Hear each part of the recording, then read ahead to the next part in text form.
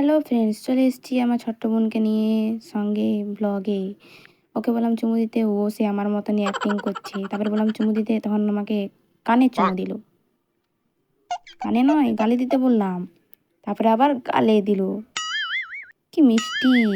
ও no! তারপরে একে বললাম ফ্লাইং কিস করতে, আমার মতন দেখে বললাম ফ্লাইং কিস কর। তারপরে দেখে পড়ে ফ্লাইং কিস করলো। বাহ, কি সুন্দর! তারপরে একে জিজ্ঞেস করলাম মুখ দিলি 2বার জিজ্ঞেস করলাম। তারপরে দাঁতগুলো শুধু দেখাচ্ছে বান্দরের মতন। আমাকেও দেখাতে হচ্ছে দাঁতগুলো।